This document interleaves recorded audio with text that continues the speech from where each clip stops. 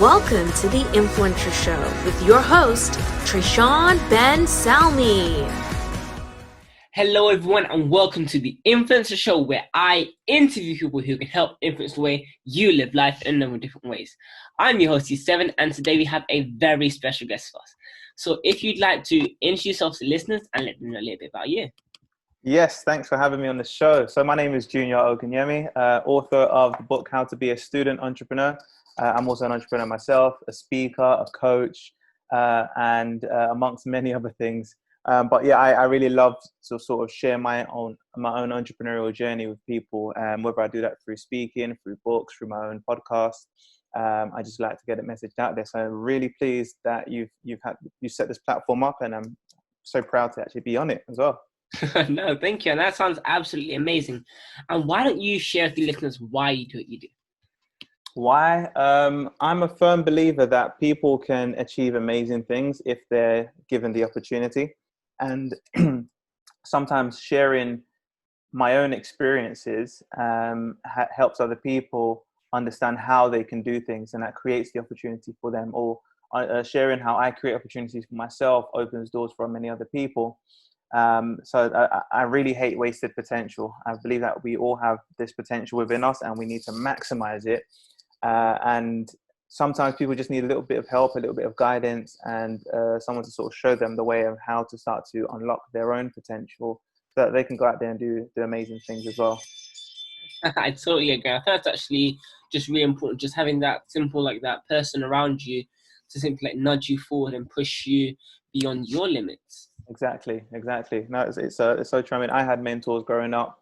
I had people that were role models to me, whether they knew it or not. I went out there and I either watched their interviews or I read their books, and from there I learned so many insightful things that opened the doors for me. And it'll be unjust for me to actually not pass that on to other people who also want to do the same things that I've done. I think that's definitely really important. And what would you say has been the biggest influence on you that you wish you had known sooner? I think the biggest influence for me was from a young age. I had a network of people around me who believed in me and supported me. And I grew up in the church, so I had my Christian faith, which meant that I grew up with an understanding of what's possible, what I'm capable of, and this me developing my faith meant that I carried that same faith and boldness into all sorts of things. I genuinely believe that I can do anything. I genuinely believed that I could, be audacious, and I can stake my claim, because this is what I was hearing every single Sunday in terms of like, you're capable of doing this, you're capable of doing all sorts of things. So I have faith in like a divine creator that has empowered me to walk my purpose. So I made it my mission to try to figure out, right, what is my purpose? And that's when I fell in love with entrepreneurship, fell in love with coaching, teaching people, and I made that my mission. And there's something special when you have this unwavering faith that you can do something. You just carry that belief into all sorts of things. So when people say you can't do it, or people say you're not good enough, it doesn't affect you as much. You just keep pressing on to try to prove them wrong. So I think that definitely set me apart from a young age, where I was a lot more adventurous, a lot more creative compared to most of my peers.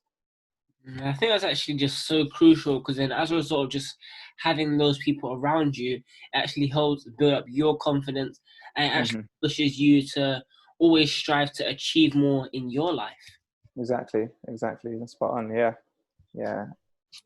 And how do you then prefer to influence others to change the way they live their lives for you now? I really try to just encourage people to challenge the excuses that they have in their mind. Regardless of what you want to do, we all have these excuses that pop up to why we can't do them. Yeah. And you know what? Some of those excuses are valid. Some of those fears and concerns is actually just wisdom, which is great. But a lot of them, probably like 90% of them, are things that we can actually overcome. We don't necessarily need external factors to change or situations to be different. We can actually look at ourselves and say, how can we be different? So I challenge people to see these adversities as growth opportunities, so that you can start to progress, and these things that were excuses are now just sort of little stepping stones that you just climb over. You know, the little speed bumps, they're not necessarily big barriers. Yeah. And when you start to see things from that perspective, you start to come up with strategies to overcome things. So it is really about, my central message is about maximizing your full potential. The only way you can do that is by actually understanding what you've got within you is greater than the obstacles that's in front of you. And you can keep pressing forward. So that's what I try to encourage people: just let go of their excuses, or at least challenge the excuse to see whether it's true. So I'll give you an example. Actually, I remember when I first launched my book, and somebody wanted a copy of the book, and they're asking me whether I can send it to them for free. And I said, why would I send it to you for free? And they basically said that, you know, they can't afford it, they're poor, and blah, blah, blah, blah, bringing all these excuses. And then I said to them, I'll give you 3 copies of my book for the price of 1. So 1 for you to keep and 2 for you to sell. All of a sudden, instantly, they're like, yeah, here's the money. So it shows that the money was never the excuse. It was never the barrier. It's just, initially they saw the book as just a book. When I reframed it and I presented the book as an investment opportunity, all of a sudden those excuses disappeared. And this is the mind games that we play with ourselves every single day to stop ourselves from actually reaching for things that we can have, or things that we can achieve. But we start to make all these other excuses about our limitations, our backgrounds, and all those other things that only prevent you from doing things if you allow them to. But when you start to reframe it in your mind, then you start to see that there's way more opportunities out there, and these things are just excuses.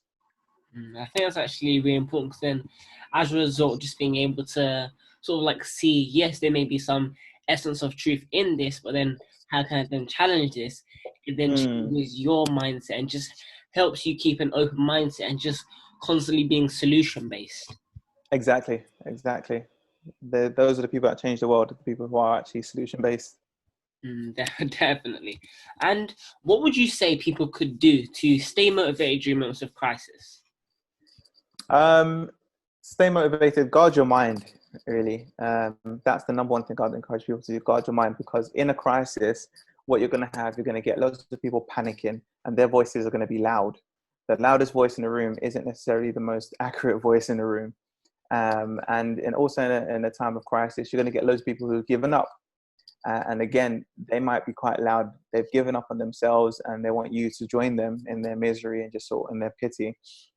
So you really need to start to identify these people and identify these voices, and identify all the voices of fear that's just come in, because if you allow that to get into your mind, that's when it starts to affect you. And you'll never ever get to the desired outcome. You never ever overcome. You never learn. You never grow if you're always making decisions based on fear, based on panic, based on irrational thinking. And I think with things like the social media age, one of the downfalls is when there is a crisis, you get a lot of people who blow things out of proportion, and it just goes viral. And sometimes if you hear things long enough, you start to believe that it's true. And that's one of the most damaging things. So, when there is times of crisis, sometimes I just switch off. I'll switch off social media. I'll switch off the loud voices. I just realize that I have to limit the negative voices, because once it starts to get into my head, then it's going to start to actually bring down my solution-based thinking. I'm now going to start to get into panic mode. I'm now going to start to get into excuses mode. I'm now going to start to get into, let's start quitting and let's start giving up mode, which is never the mode that true champions need to operate in. Exactly. I totally agree. I think that's actually really important, because then as a result of simply just being able to take that time for you, it then allows you to sort of like re-energize and just simply recharge and actually revamp how you may tackle or just show up in just life as a whole, really. Yeah. I think I'm a firm believer that we always have to keep a sober perspective on things. So you have to look at things as they are, not worse than they are. And don't even look as them better than they actually are. See the things as they are, so you can actually deal with things from a realistic perspective. Aspire to get things better, but just, this is the reality of the situation. Let me deal with it. But too often we get sucked into seeing things like, oh my gosh, it's the end of the world. That's it. It's never going to work. Oh, my business is now going to fail.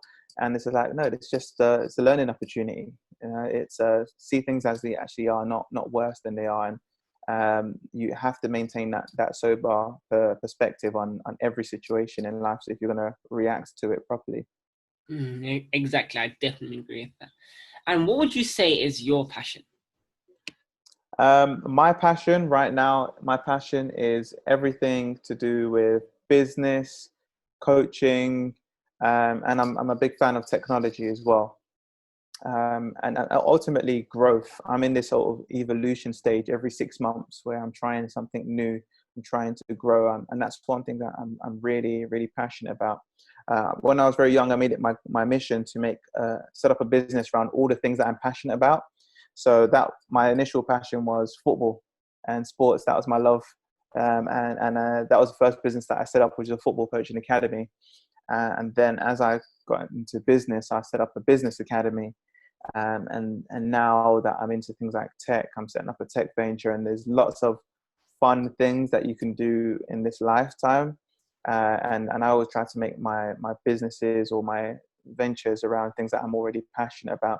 But there's a common thread in all of them, which is all around sort of bettering other people's lives. And that's what I think business is really actually about: seeing a need that a particular group of people have, and thinking what's the most innovative way, what's the most easiest way, what's the most creative way that I can actually improve this person's situation.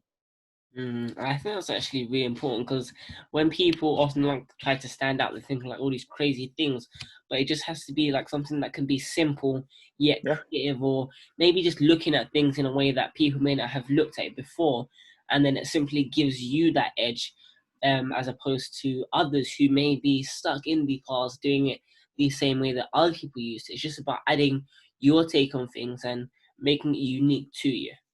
exactly. I think one of the best tips I always give people in business is actually listen to the customer, Mm. because they'll tell you their issues, they'll tell you their problems. Just stop trying to solve it yourself. Just listen to what they're complaining about. Listen to their frustrations. Yeah, there's probably already a solution out there they're using, but what's wrong with this current solution? And then start to think, right now, how can you use your creativity to make it better? But keep it all focused around their problem, because at the end of the day, they're the ones that's going to buy your products over and over and over again. You going into your own head and trying to come up with something outlandish and amazing, yeah, you might get there, but sometimes the solution is right in front of you. All you have to do is just ask people, what's your biggest pain point? What's your biggest frustration? And they'll happily tell you. So it's we can actually make things a lot more simpler for ourselves, and we don't, like you said, we don't actually have to always think crazy and out of the Yeah. box. We can get a lot done, and a lot done quicker, just by solving the issue that's at hand. Totally, I definitely agree with that. And I really do urge that you listeners are taking notice, that you guys are not missing out on any of the golden nuggets that Junior is sharing with us today. And if you had a megaphone and you could say one thing to the world that have a lasting influence, what would it be and why? Oh, that is a great question.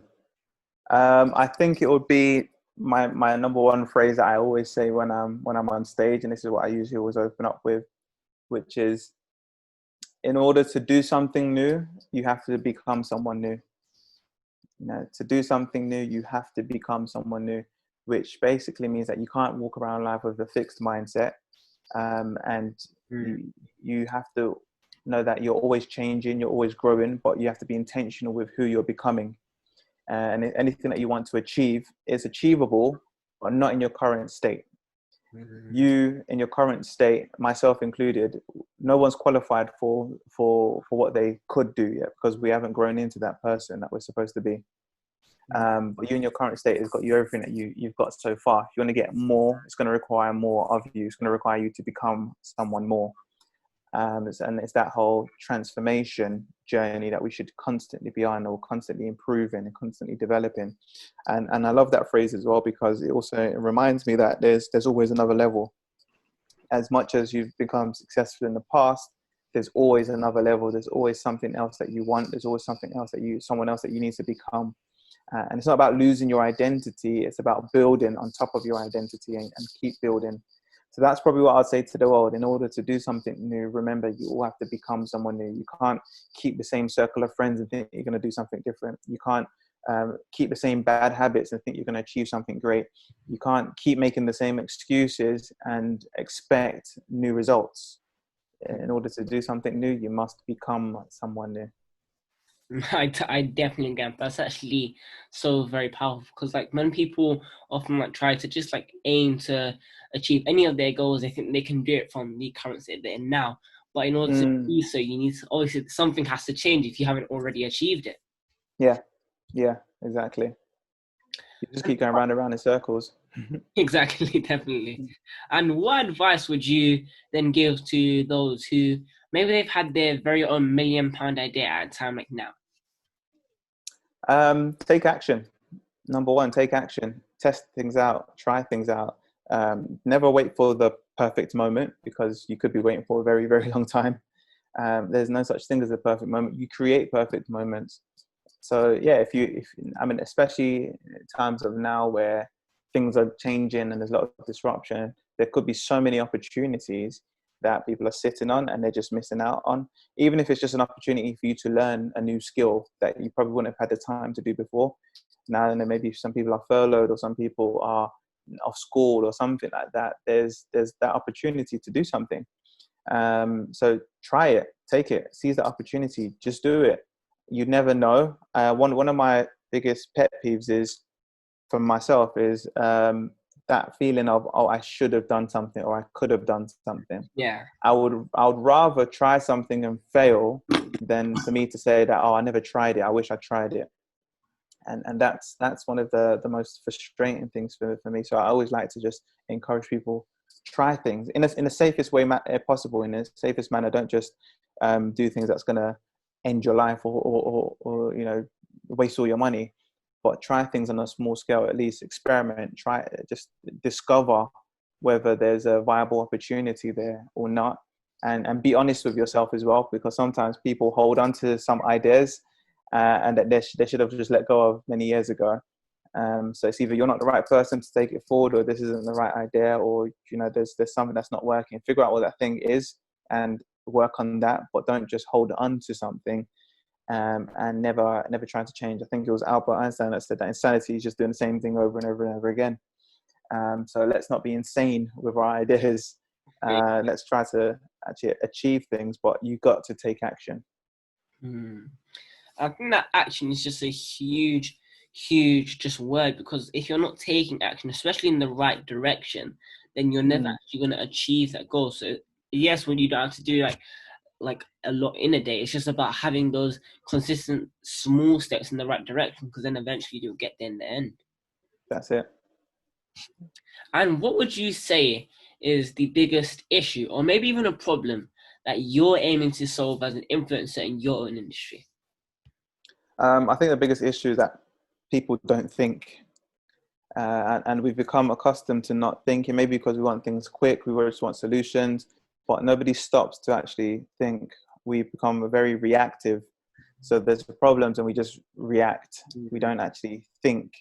We don't think through solutions. We don't think through the knock-on effects. So for me, it's really just trying to teach people how to think, teach people how to critically analyze things, teach people how to respond to things in a certain way, whether it's a chaos or whether it's a big opportunity. Just sort of stop and actually think. I think the mind and the brain that we have is such a powerful tool, but it's also probably the most underutilized tool that we ever have. People always wait for other people, or we look for other validation from other people without even thinking, or we look to see who's the first one that's going to try to do it, and then we try to copy, which means that we never get to exercise our own brain power, our own intuition, our own strengths, and it ultimately means that we're doomed because we've never worked on that muscle of being able to actually think. And that's what I see as one of the biggest tragedies in life, is that everybody just is either a copycat of somebody else, and nobody sort of thinks of new things or thinks of new ideas. Or it's not nobody, but some people do, and those are the ones who start to achieve great things. So yeah, I think that's probably the number one issue. People just don't think. I think that's actually just like something that people often either like misconceive, and they think that, yeah, this person made some success in this, and they go and copy that. You don't actually know the full sort of like the backstory as like how they may have come across that, and just like maybe they got in at a lucky time or stuff like that. So it's about putting things into perspective. Definitely. And what would you say was the pivotal point along your journey, and what did it teach you? what? Sorry. Pivotal point. Oh, pivotal points along my journey. I think some pivotal points along my journey were. I remember a speech that I heard from another entrepreneur. It was actually at a conference. The whole conference was really inspiring. Actually, just listening to speakers back to back. But I remember the lady on stage. She achieved all this success, and she basically said that entrepreneurs are going to be the future. Entrepreneurs are going to be the ones that create jobs for people. Entrepreneurs are going to be the ones that's leading the way in the change. And I so bought into that vision. I think it was right there and then that I came to that realization that this entrepreneurial thing that I've been sort of sitting on and I'm not sure about, I'm going to go full throttle. And I think that's the day when I actually committed to becoming and working as an entrepreneur. Another pivotal thing was also winning my first business award. I've won probably over a dozen business awards, but the first one was the first time I've ever been recognized as an entrepreneur of the year. And I think that really also cemented something in my mind that, hang on, you actually are an entrepreneur. Before that, I just saw myself as a guy having fun, working on a little project. But now I've been awarded entrepreneur. It's like, oh my gosh, I'm actually an entrepreneur. So that definitely was a pivotal point for me. And I guess other pivotal points are just moments of missed opportunities and failure, because it really taught me lessons about my character and why I failed, and I didn't want to feel the pain of failure again. So I shifted and I changed my character, sometimes to the extreme, but it usually helped me ensure that I didn't experience that same type of failure in that same field again. I think that's actually really important, because then having to like go through those different moments of times where there may have been hardships or failure, as you said, it then simply then allows you to learn things, or maybe even once again change your perspective as to how you look at things, because as a result of just like going through that hardship, it then actually causes you to then actually come up with a solution, or maybe just find a way out of that for now until you can then find a solution. And then it actually not only helps you to then encourage and help others who may be going through a similar time, but then it actually adds a couple of things to just like the way you think. Yeah, exactly. Spot on. And what would you say are the top 3 lessons that you have learned along your journey?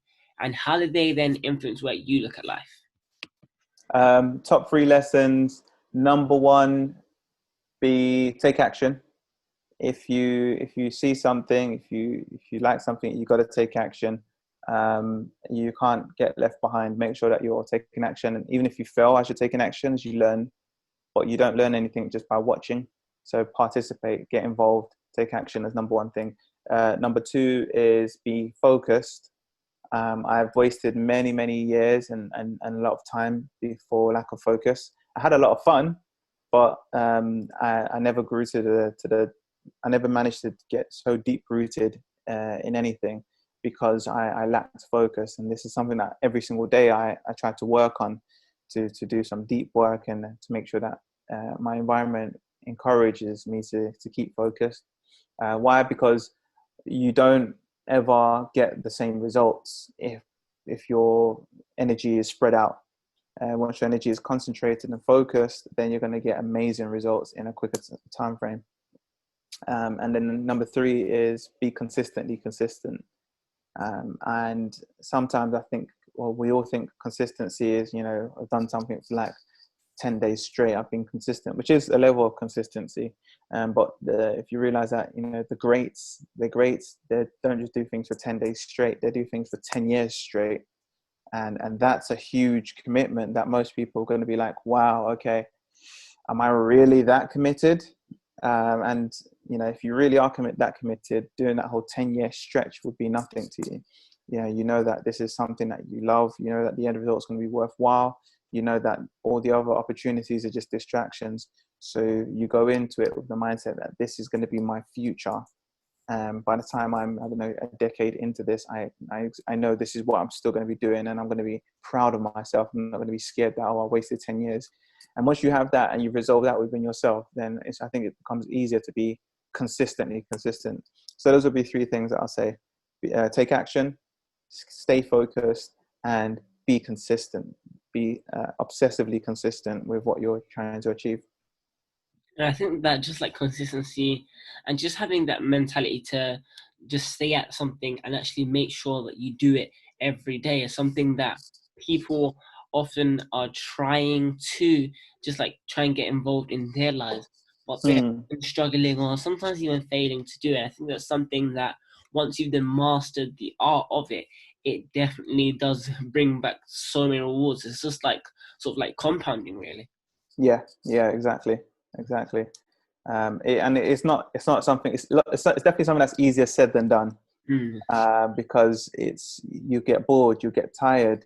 Yes, you will need to rest, and if you rest for too long, you get back into old habits. Yeah. And it's very easy to get discouraged, especially when there's no results. But knowing that you've chosen to be consistently consistent, it does really. The fruits in the end are worthwhile, although they might take longer. Exactly, definitely. I totally agree. And if you had to be another person for one day, who would it be and why? Oh, if I had to be another person for one day, I think it's a very good question. I think I'll probably be Cristiano Ronaldo or something. I'll just take a couple free kicks just to show off. No, honestly, I really admire athletes who are at the top of their game, and especially athletes who've been at the top of the game for so long, because there's certainly a mindset that is transferable to every other person, and they just applied it to sports. But I think the real key is a mindset. There's a common trait that all top achievers have. There's a common work rate that all top achievers have, and I aspire for that type of work rate. I envy that type of work rate. I would love to be in the gym with them. I would love to be in a treadmill competing against people who are at the top of their game, because I know that really pushes me to the top of my game. And I think, someone like Cristiano Ronaldo, he embodies that, and all the results and accolades and world records is just a byproduct of who he became. And I'd love to be him for the day, drive his cars and live his lifestyle. No, that's absolutely amazing. I totally understand why. Yeah, definitely. I think that's actually like how you said about just not only how they are at the top, but how they just consistently stayed there for a long time period is something like really amazing, because it shows that they're constantly putting in the work and constantly trying to better themselves. Yeah, exactly. And what are your views on morning routines? Oh, I love morning routines. I think they're so powerful. So my views on morning routines, what I do, I'm probably not the best example for that, the most amazing morning routine, because I'm more of a night person. So I have night routines, and I don't go to bed till quite late. I think I find that I do quite a lot of focused work at night time. Maybe it's the darkness. I feel like I'm in a bat cave or something. I don't know what it is. But in terms of daily routines, I always encourage people that, do you know what, we're not just this physical body.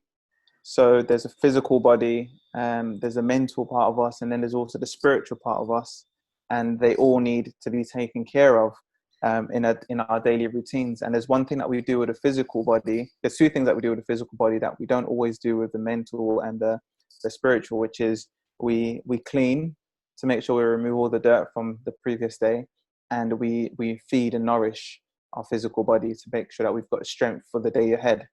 So, we clean by brushing our teeth in the morning and having a shower, and then we have breakfast, which sets us up for the day. So we clean and we feed and nourish. But we don't do so. We need to do the same thing basically with our mental and our spiritual. So sometimes you need to clean your mental from all the dirt that is accumulated from the previous day, and you also need to feed your mental with things that you want, that's going to give you strength for the day ahead. That's why I like to meditate on maybe scriptures or listen to certain songs, and because it sets me up for the day ahead, and it also washes away all the old thoughts and negative thoughts that I've had. And the same thing with the spiritual. And what's your spiritual development, whether it's prayer, whether it's exercise, or whether it's just random acts of kindness, what resets it? Because sometimes, in your spirit, you might be carrying some guilt or anger or rage over incidents that happen in life, and this is normal because we come in contact with so many different types of people. Some people have different views, some people do things to us, and we might think that we let it slide, but it's in the back of us somewhere. And until you've washed it away, as you do with your physical body, you're going to walk around stinking and dirty. And until you've actually exercised and nourished and built up yourself for the day ahead, you're going to struggle for that day ahead. So at some points within my daily routines, I try to do things like, whatever it is, maybe dance therapy, music, reading, listening to a particular podcast, just taking a time out and just pausing, enjoying the sunshine, going to see a family member that, or somebody that you love, and just doing things that actually either build you up for the day in all aspects of your being, or cleanse you for the day in all aspects of your being. I think that's definitely just so important, because it's about then using those skills and those lessons that you have and applying them to all areas of your life. Because you may be looking amazing, you may have your dream body, but if you're not actually feeling good on the inside, then it's like giving a present with nothing on the inside of it. It's like an empty box. It's about just not only nourishing the outside, but also the inside, so that you can then thrive. Yeah, I like that analogy of the present. I'm going to use that next time. It's a better analogy. It's good. Could you share with us your views on the word legacy and what legacy you'd like to leave? Ooh, all right. So the word legacy, I think for me, the word legacy just basically means sustainability beyond yourself. And it's not something that most people think about until they probably get when they're old and grey. Because we always think that, things are going to go on forever. But legacy basically means, for me anyway, it means going beyond yourself, your vision, your own achievements, and making sure that there's systems and processes in place for other people to continue it. And that's what a strong legacy is. So what was the second part of the question? What legacy you'd like to leave? So the legacy that I'd like to leave, I think the legacy that I'd like to leave is helping people understand the truth about themselves. And I think there's lots of ideologies, lots of opinions, and that's all very, very fine. But what I would say is that with so much choice, we have to test everything. We have to test and evaluate, and that's what I mean when I say truth. Truth can be proven, truth can be tested, truth can be tried, because you don't want to build your life on a lie, and that's what a lot of people do. Not every ideology out there can be true. Some of it is a lie, and I think sometimes that becomes the most destructive thing for people. So I like to encourage people, test your belief systems, whether it's a belief that you have about yourself, whether it's a belief that you have about other people, whether it's a belief that you have about another social group. See it from the light of truth, and measure it up against truth. And I think that would be the proudest legacy, that you demonstrated and you taught people how to think. Because the mind is, like I said before, the mind is probably the most powerful tool that we have, and it allows us to discern things. It allows us to elevate. It allows us to grow, but we don't know how to use it. It's like a amazing spaceship that can take us to any planet we want, but we don't know the buttons, we don't know the controls. So we sit here and believe that we can't go anywhere, when if you was to learn how to actually use this powerful thing, you can travel as far, as wide as you want. No, I totally agree. I think that's actually really important, just about using all your assets to your advantage, because as a result, being able to do so, you can then experience things in a lot better way. Definitely. And what advice would you give to your younger self? The advice I'll give to my younger self would be focus more. I think it would be focusing more.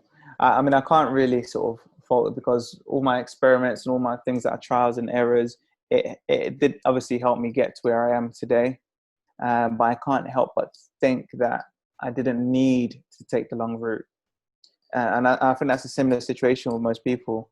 They look back along their lives, and of course, they probably won't regret things because all the lessons that they learned along the way took them to where they were today. But I don't think that we always need to learn the long way. I think sometimes because life, I believe that life is more designed than just an experiment. I think it'd almost be unfair for us to just be placed here and just experiment, because it can definitely go very, very wrong. I think as long as we start to stay on the right path and we connect with the right advice and the right guiding lights, then we can definitely get to the path where we're supposed to be without having to experiment too far and too wide. Because sometimes life's too short to learn from your own mistakes. And for me, I not that I made so many mistakes, but I did feel like I wasted a lot of time because I just didn't know where I was going. Even from school days, I was very good in sports. I was very good academically. I was very good in all sorts of other areas. So every single teacher was telling me to go down their route. And sometimes, just having too many options becomes quite confusing. But it meant that I experimented in lots of things, and I just wasted my time in lots of things where I definitely know that if I had just had that single focus and had gone to connect to my purpose a lot sooner, I would be a lot further. Yeah, but it's never too late. Yeah, definitely. I think it's actually really important because then, as a result of being able to simply go down something that you're passionate in and something that you believe in, it then allows you to then simply achieve those dreams, goals, and desires a lot quicker because you're actually doing something that you actually love to do. Yeah, exactly. And could you then share some advice with those who, let's say, set up a brand new business and they're giving up? So if you're setting up a new business and you're giving up, I would say evaluate. If you want to give up, then great. You've probably got wonderful, justifiable reasons why you're giving up. But go back and learn the lessons, because you might be best placed compared to anybody else in the world to go set up a business again. Because now you know what you did wrong, what you did right, etc., etc., etc. So regardless of your reason for wanting to give up, go back and evaluate. The most important thing you can take is the lesson. And that goes for every failure in life. Don't just stumble in life going through failure, and never bother to revisit the point of failure, to evaluate, assess, and to see, right, where did it go wrong here? Because that lesson is going to prevent you from failing again. But sometimes the lesson is so painful, and that reality check of what went wrong might be our fault is so painful that nobody wants to go back and revisit it. But I think we're just looking at failure in the wrong perspective. If you look at failure as, oh my days, this just shows how rubbish you are, then that's when you never want to go back and learn the lessons. If you look at failure as a building block to building your dream and to getting towards success, then you're hungry to go back and learn the lessons. I remember when I did my driving lessons, I failed probably about 6 or 7 times. All right, I spent a lot of money.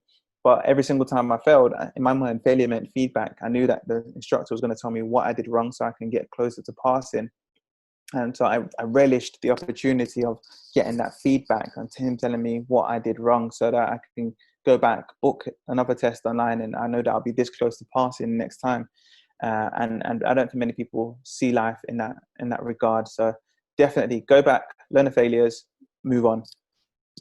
I think that's actually just really important because then simply looking at every sort of like failure or maybe even an obstacle as a not only a moment of like something that you can then learn from, but just feedback and something that then you can work on.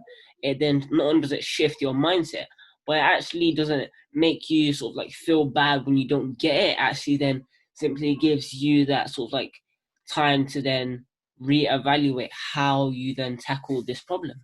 Yeah, and that's the key word. It's the reevaluation.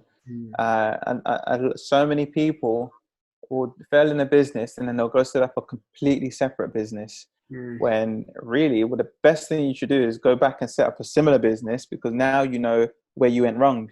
It's almost like you did a maths exam. You did a maths exam and then you failed in the maths exam. So rather than repeating the maths exam, you said, you know what, I'm going to go study for science exam instead. Well, you go back and learn what you did. You've done a lot right. You just did one thing wrong. Repeat that same test again, because now you know what you did wrong. You're definitely going to get a much better grade. You're definitely going to be closer to getting your desired result. But sometimes, like I said, it's so painful for people, and that's what we focus on. So we make very emotional decisions, but we don't ever think to actually go back and evaluate and see how we can improve. Exactly. No, I totally agree. I think that's just so very true. And lastly, could you then share with the listeners where they can find you if they'd like to find out about any upcoming things you may have? Yeah, definitely. I also have a podcast. It's Revelations of an Entrepreneur. That's available on iTunes, Spotify, and all the other stuff. And also on social media, my handle is JR_entrepreneur. So that's JR_ just the word entrepreneur. I'm on Instagram, I'm on Twitter, and on LinkedIn, it's just Junior Ogunyemi. Thank you so much. I really do urge you listeners do go and check him out. I'd like to thank you for coming on the Influencer Show today. Thank you so much. I've had a great time. You've been an amazing interviewer, probably one of the best I've had. And thanks for setting up this show. It's amazing, and I wish you all the very best of luck with it. Yeah, thank you so much. I really do appreciate that. And also, if you guys would like to have the chance to apply to be on the show, please do feel free to email the email that's put up on the screen. And I hope you guys enjoyed it. And that's it from me. Bye.